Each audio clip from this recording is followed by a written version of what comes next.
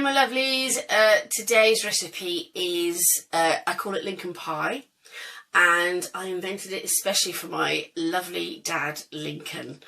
It was his birthday yesterday and he loved chocolate, so I have made this recipe especially for him, and I'm going to get straight into it, no long intros. So, first thing we're going to need to do is turn your oven on to 170C, if it's a fan oven, 160C, because we're going to be doing just one little bit of baking, which is the biscuit base. I've got a 23-inch spring-loaded, whatever they call them, tin with a removable base, because this is kind of like a cheesecake type thing, so this is just perfect because it'll give you the stability you need to build the layers up until they chill, and then when they're built up, you can just pop the collar off, unwrap the top, and then you've got a beautiful layered pie. Well, it's a tart pie kind of thing. Just didn't think it was that great calling it Lincoln Tart, because I think my dad would find that very funny, but anyway. So, back to the thing. So what we're going to be doing is, now I've got Oreo biscuits, and the thing about my baking is it's got to be flexible. I really am not one of these bakers who is very precious about ingredients. It would be lovely if you could buy local, it would be lovely if you could buy organic, it would be lovely if you could really look after the planet and be very eco-friendly, but budget is an issue and families have to be fed. And if you want to treat yourself and the only things you can afford are the things you can afford, then just go for it. I certainly won't be judging anybody for that. Now, I've chosen Oreos because I love them, and the family do. I know some people don't, but this is the beauty of it. If you have biscuits left over from Christmas, pack of party rings, some digestives, some rich tea biscuits, some ginger nuts. If you don't mind it, shove them all in. Just chuck them all in. I've given you the weights of everything. That'll be typed out in the instructions, and it's also in a photo at the beginning of this video. But basically, if you could just kind of make it up to roughly that amount as well. I mean, if you're like 20 grams short, it's not going to be the end of the world. So it really is a case of, I mean, if you want chocolate hobnobs, use chocolate hobnobs, whatever you fancy. I love these Oreos. I think they really go beautifully with the cake. And so this is what I'll be using. And they will be smashed up in, you could do them in a bag, pop them in a food bag and give them a good old whack with a rolling pin. Or you could do them in the food processor, which is what I'm going to be doing, and pulse them until they're just basically biscuit crumbs. And keep the cream bits in the middle for these. If you've got cream biscuits or Viennese Wells, whatever it is, or iced party ring, just keep it all in. Doesn't matter. It's all going to add to it. And also, the butter needs to be melted. Now, what I'm going to do... Ooh, wobbly butter. What I'm going to be doing is melting this and mixing it in the food processor. Now, I'm not going to show that to you because it's going to be very loud. So, I'm going to let my beautiful assistant, Simon, whiz these up in the food processor for me. So, if you're doing it by hand and you've smashed all the biscuits to crumbs, pour them into a big bowl, melt your butter in a pan or on the microwave, just don't burn it. Pour it in to the biscuits and give it a good old stir. And I shall tell you what to do next in just a second. Sim, that needs to be microwaved and that needs to be blitzed. Back in a mo. So I've now got my crumb base mixed in with the butter. So it's all nice and crumbly. So what I'm going to do is pour this, the Oreo crumb and the butter mix, into my pan. And then just spread it out as evenly as possible. I mean, again, you know, if you want to do this with the kids, don't get too precious about how it's done. It tastes so fantastic. Once you've had a mouthful of it, you won't care what it looks like. But, you know, it's up to you. If you want to spend a bit of time just spreading it out, be my guest. There we go. Now, it's a good idea to get a glass with straight sides and flat bum. Because you can really press it down. Now, bear in mind, I have arthritis. So a lot of these things that I'm doing are going to be nice and easy. I don't want to hurt your hands because I certainly don't want to hurt mine. So this is nice and simple, does the job, packs it in well, a little bit of pressure, and you get a really lovely flat surface. So it's so simple to do. So just do that, it's all nicely packed. And as you can see, that is now all ready to go in the oven. So I should give it to my beautiful assistant, Simon. If you could pop that in the oven, I hope the oven's on 170, 160, and set the timer for me for 8 minutes on Alexa. Thank God I can't get by without her. Now I'm going to use something that I've never used before, so bear with me. This might get a little bit you've been framed, but you know, that just makes things a bit more fun. This is my new hot plate. Apparently when you first turn it on it smokes, so if you do see something like that, that's not me, it's the hot plate. I am prone to burn myself, so that's a possibility. Again, the extra 250 for me being framed would be great, but I'm going to try not to, because it does hinder me a bit. So, what I'm going to do now, let's get my pan, don't need my lid, get my wooden spoon, right, so just pop that there for a moment. This is the time when you need your double cream. So, this double cream is just your bog standard stuff, nothing too fancy about that. And all you do is open the pack, and pop the whole, this is 300 grams, put the whole 300 grams in. Now we're going to make a sort of chocolate ganache. With chocolate ganache, we're going to be using dark chocolate and milk chocolate. Now if you want to be a bit more grown up, you can use just, so we've got 150 grams of dark chocolate if you want to be really grown up. But I'm not very grown up, I'm a bit rubbish. So I've got 200 grams of milk and 200 grams of dark. Basically, the ratio goes for ganache, if I'm correct. 100 grams of cream to 100 grams of dark chocolate, 100 grams of cream to 200 grams of milk chocolate. So if my maths are correct, and they probably aren't, and if they aren't, then feel free to tell me in the comments, because I'm well aware that I'm really rubbish at it. It doesn't really matter because it works. So I've got 200 of milk, 200 of dark, nicely chopped up by my assistant. So I'm going to turn this on and hope for the best. Would be handy if I plugged it in. I think that's generally how this is supposed to go. So let's have a go. So yeah, all the little lights on. I have absolutely no idea how this works. Haven't used before, which I probably should have, but hey, it makes it a bit more interesting. So the cream, basically, we have to heat it up until it's just boiling. It kind of stabilises the cream a little bit. So if you do have this out, it's not too bad, although there is fresh cream on top, so maybe it should be kept in the fridge. Although that's if it lasts that long, because it is so yummy. So this is probably going to take a while, because it's electric, isn't it? So while that happens, I'm just going to talk you through the next bit.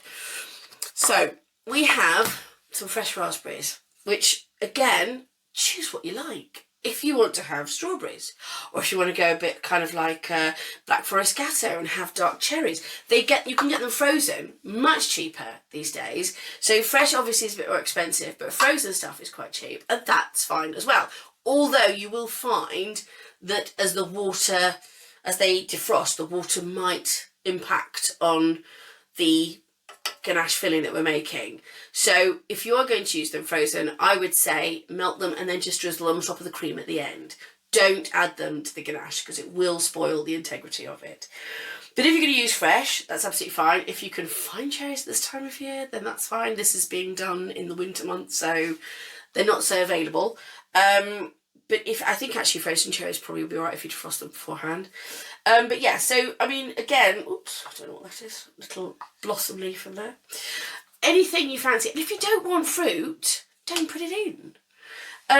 If you don't want fruit, just add an extra 100 grams of white chocolate drops, or don't put anything in and just have it as it is. It's absolutely fine. It's really a personal choice. So you could put in marshmallows, which is a little bit too sickly for me, but you know, some people might like it. So that's one thing to let you know. Be flexible. I'm using raspberries because I think they just go beautifully with chocolate, and I'm going to be stirring them in very gently to try and keep them as whole as possible, so that when you cut open, the juice isn't lost and makes the ganache a bit watery. Also, and this is a bit of a weird one, cake. The cake can be any cake. I'm using chocolate cake because we do make that more often than anything.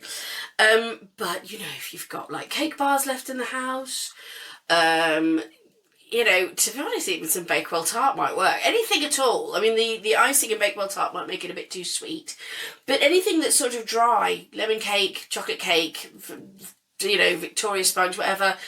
You could just use that. It's basically using what you have and being flexible. This particular dish, for me, I'm keeping it very chocolatey and very simple because I want the raspberries to shine through the ganache.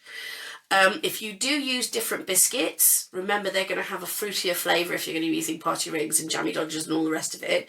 So again, you're going to have to kind of possibly simplify the ganache, otherwise it'll be just too many flavours on top of the other. So if you're going to use a different base, I would stick to just the plain chocolate cake or vanilla cake and ganache for the middle, and then the cream on the top. So again, choices are there. I shall put this down in writing in case I'm talking too fast or anything. So the cake, is again, doesn't have to be fresh. It's just basically stuff you've got left lying around. As you can see, the family have already tucked into this, and I had to fight them off with sticks to save this because it's very popular. But I needed it for the recipe.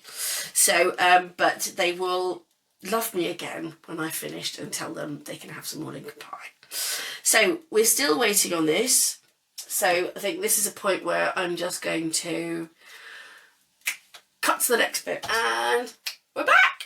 So this is starting to bubble up now, but you can't see it from there. So what I'm going to do is do a close-up on this. Here we go. This is too hot now. I need to turn this off. So you've got the little bubbles coming up. It's just starting to boil. This is probably a little bit too far gone than it should do, but hey ho. Right. So I've turned that off now, and I'm just going to pop this here because it is hot. There's a little skin on the top, but that's fine. Now I'm going to pop this in, my chocolate and my other chocolate. Normally you would be putting the chocolate in a pan and you want to get nice shiny ganache and everything like that. When you make a ganache for topping cakes and stuff, you have to make sure it's done at the right temperatures so you get the shine, which is what everybody goes for. But because, oopsie daisy, splashes all over myself, I forgot to put my apron on, that helps, doesn't it? But because this is going to be inside the pie and we're going to be mixing cake into it, you aren't going to get that shine per se, and you aren't really going to see or need to see that shine. What you really want is just a really gorgeous consistency.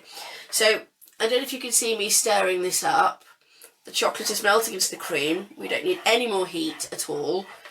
The cream itself, of course, the pan is still warm.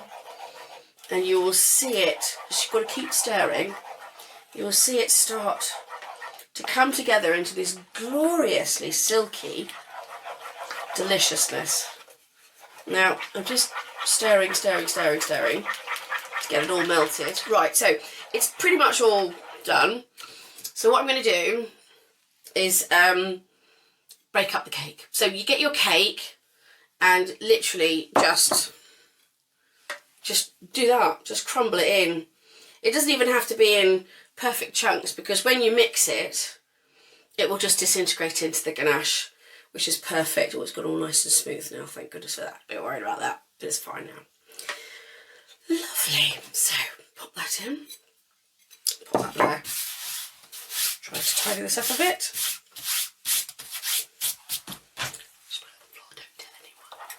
So here we go. Oh, that was great. Well done, Boo. So here we go. It's pretty bouncy. So you're just folding in the chocolate cake or Victoria's cake or ginger cake or coffee or walnut cake, whatever cake. Oh, coffee cake. That would be nice, wouldn't it? And also with the walnuts, nice little bit of crunch in that as well. Lovely. Again, like I say, be flexible with my recipes. And you know what? If you are going to be flexible with them, do tell me, because I love to learn about different things to do. I love to be inspired. So if you make this and you put different things in and you add different whatnots, then please take a photo and add it to the comments of the actual recipe on social media if you can, because I'll do posts on social media tagging the cake in YouTube, and I know you can post photos to that, so I would love to see your photos. I would love to hear if you've made any changes or if you've just loved it as it is. Just let me know, or if you've had any problems, tell me and I'll see what I can fix, because this is supposed to be easy and enjoyable, as you can see.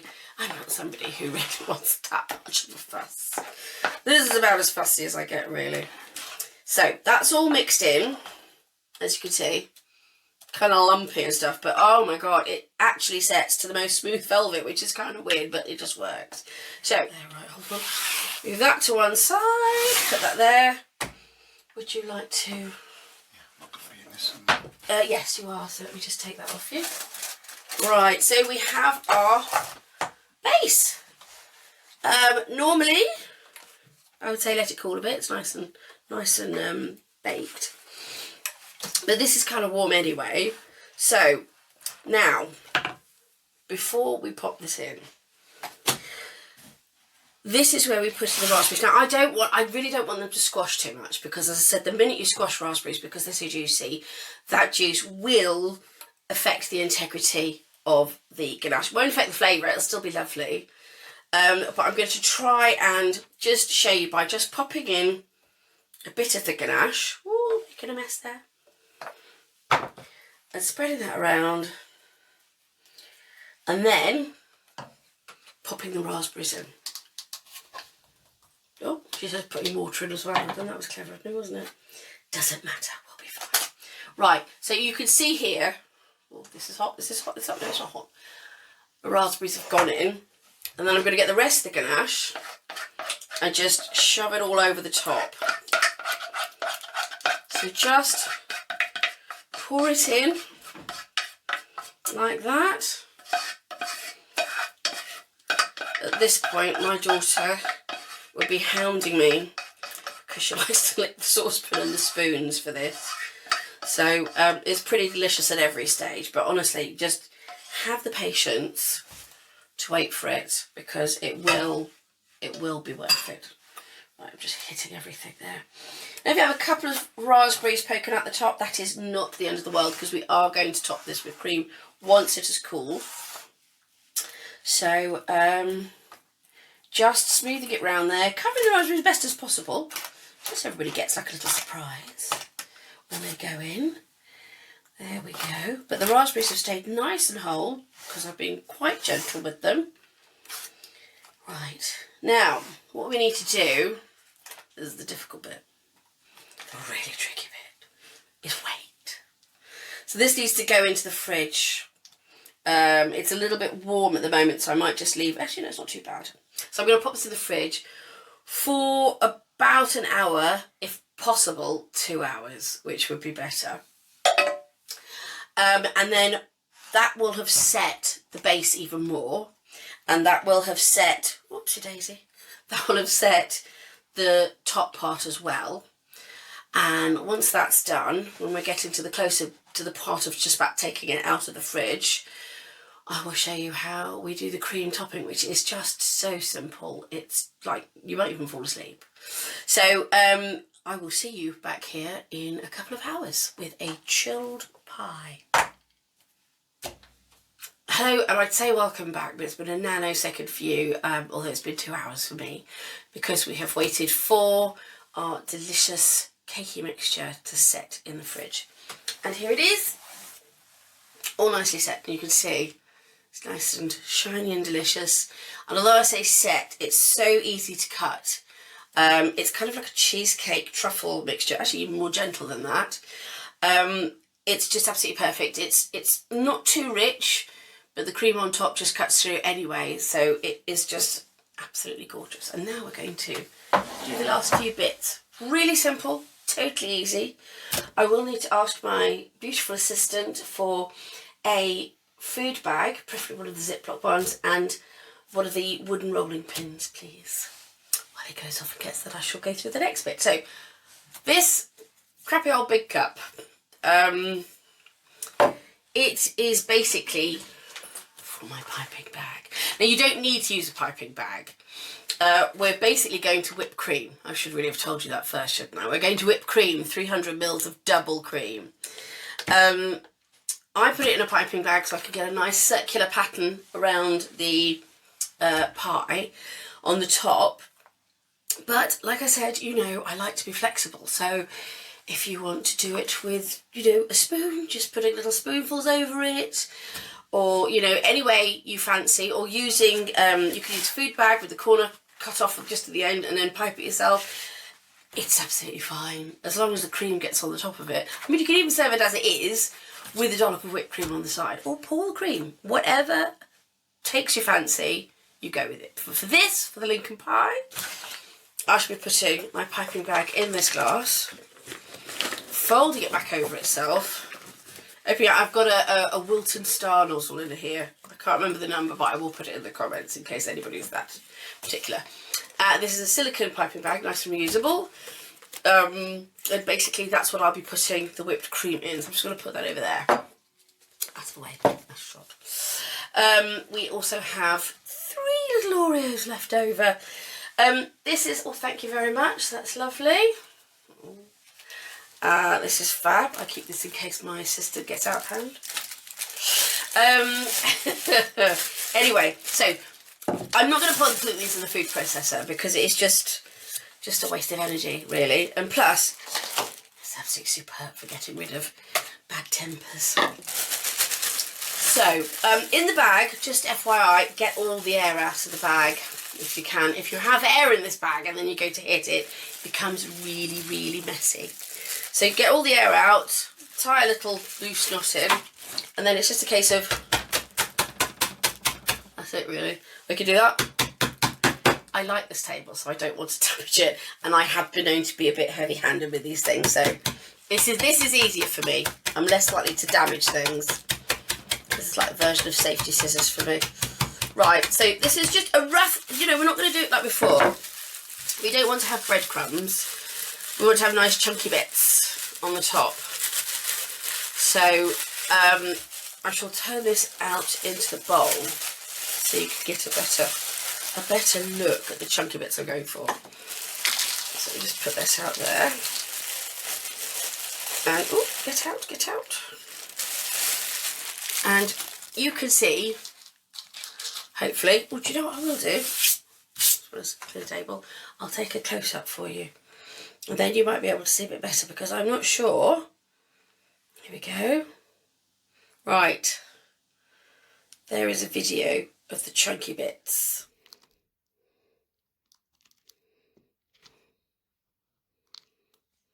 You know, they're not really small because we want them to show on the top, just to make it look pretty. So that's that done. Leave that to one side. Now I have my bowl. This may be a bit noisy and I do apologise. And I've got my icing sugar already weighed out. Now I know it seems a bit of overkill putting double cream, whipped cream on top of this pie, which I'll bring back over the shop. Because obviously it's sweet chocolate, it's sweet ganache, it's sweet. But I find with the savouriness of the cream, without just a little bit of icing sugar, it tends to make it taste a bit richer, which I know sounds really crazy. It's just some weird chemical thing, I'm sure. I have no idea. I have to ask Heston Blumenthal, he knows about chemistry.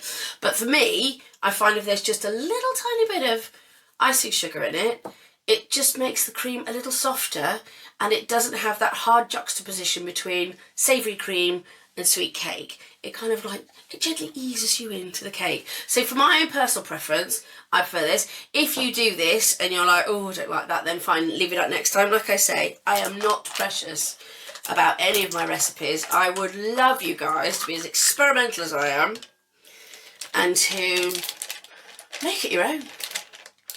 And tell me about it. I want to hear. I want to know what you've done. I want to know what you like. And, oh, can I have my, oh, there it is. I found it. Might get off. Because, you know, as I said, it's inspirational for me too. So, cream, 300 mils of double cream is in my bowl. And I'm just going to pop in my icing sugar. Now, I have my beaters here. Let me get rid of my weapon of mass destruction. Right, I've got my beaters here. Now, before I turn it on, I know this is supposed to be going, but icing sugar is obviously like talcum powder and it will get everywhere. So in order to stop me being completely suffocated, I'm just giving it a stir in with the beaters first. Then when I turn on the beaters, I won't disappear in a big cloud of icing sugar smoke. So, again, I've not used this before. This is brand new. This is just for you lot. Because our other ones, all the bits have worn off. And I was like, oh, I just want to have a nice one for the video. So, that's my excuse. Woohoo! There we go, that's how it works. So, just turn it on. And this is very, very loud, so I might speed this bit up so you get the point.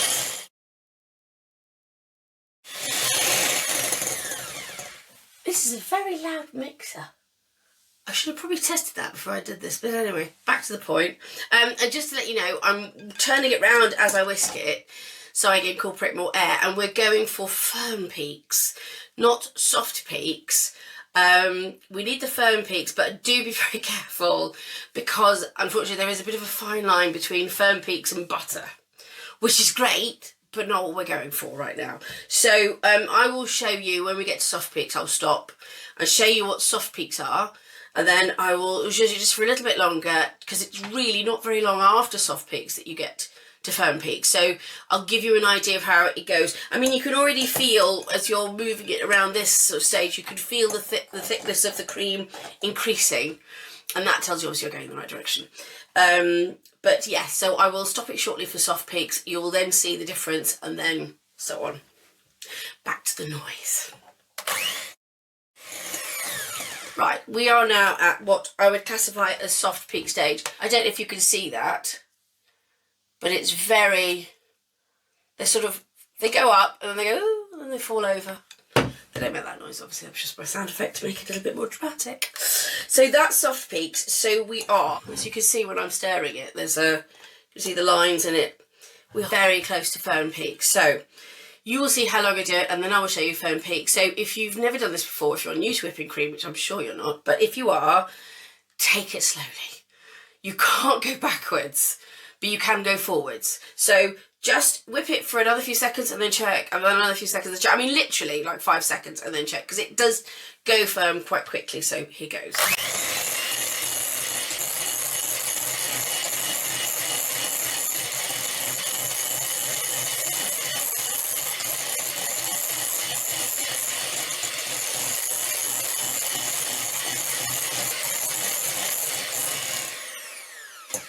And there we go, firm peaks. That was about 20 seconds I counted in my head, give or take a second.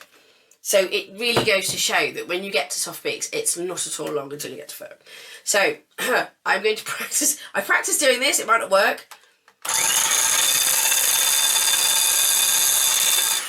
But it did, yay. And that's just to get most of the cream off there. Let me just test it, because obviously, you know, oh. You know, a good chef always tests, a good cook always tests their products as they go. So I need a spoon. Could you please get me a spoon? Thank you so much. Right, so let's get this back. Here we go. And, God, that's so delicious. Oh, it's so nice. It just takes a little savouriness off the edge. It's not really sweet, but it just is, oh, so yummy. Right, so I'm popping this in as best as this will go. Might get the odd air bubble, but hey, you know, it'll be fine. Don't forget, if you are piping this or wherever it is, it doesn't matter, because we're going to be covering it with biscuits, and they cover a multitude of sins. So good. Have something like that to disguise it, and believe me, I have lots of techniques for disguising. I'm not the neatest of cooks. So that's that. Right, here we go. Got this in here. Just move that out of the way and move this forward. So with your piping bag, twist the top as best you can. As I said, I have arthritis in my hands. It's quite bad at the moment, so it's not as easy, but this is actually quite simple. So basically all I do is no fancy piping stuff, but if you want to do that, go for it. If you're an absolute genius at this, then do your thing. But for me, I just want to start in the middle-ish and just go round. And it'll be frizzly and swizzly, and, you know, I'll get to the point where it's like, oh, can't pipe anymore. Stop, push down, twist, and we're off again. And it's very, very, very roughly done around the edges. It really doesn't, you know, need anything too terribly fancy, because we're going to cover it. Now, if for any reason you feel, oh, that's really awful, I can't bring that out for tea at the vicarage, and you're concerned, just cover it. Cover it with more biscuits. Cover it with sprinkles, hundreds and thousands. Anything you fancy, slices of strawberry, whatever floats your boat. Oh, that's the last bit out. There we go. Pop it in there. So, and now, as you can see, it is not. That's not going to be hung in the Louvre, is it? So, it doesn't matter. It's going to taste fantastic. So this is where the wonderful disguise comes in. See, sprinkle that on, and already, as soon as it goes on, it just looks so wonderful. It's just so yummy.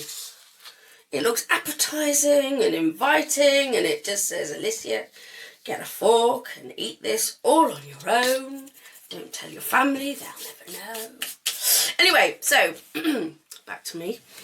So this is it, really. So what I'm going to do now is I'm going to pop this back in the fridge to let the cream firm up a little as well, because the cold will really help the cream to set before I take the edges off. And then I'm going to do this just now because I can put it back on. I will just release that, and you'll see around the edge I've got the lining. And then when it's just fresh out the fridge, I will carefully take off the outside lining very carefully. Slide it off the base. I actually have lining underneath as well, as you remember. I will keep that lining on because it just keeps everything intact. Pop it on a plate and then slice it up to serve. I would say it's easier to serve this straight from the fridge because everything will be nice and firm, but it really warms up quite quickly, and you'll see the most beautiful texture of the ganache and cake with the beautiful symmetry of the slightly sweetened cream and that wonderful crunchy biscuit base. And it is just so fantastic. I bet you anything, if someone says, oh, just give me a little slice, they will come back for seconds. And if they don't, then I don't know what's right with them. Anyway, so enjoy. And again, you know, please let me know how it works for you, and if you've made it, and if you do any changes. And please, as I say with all my recipes, the most important thing is enjoy yourself and be flexible with yourself and be kind with yourself. And if things don't work out well the first time, as long as it tastes great, that's all that matters. Thanks for watching, and look out for my other videos. Take care. Bye.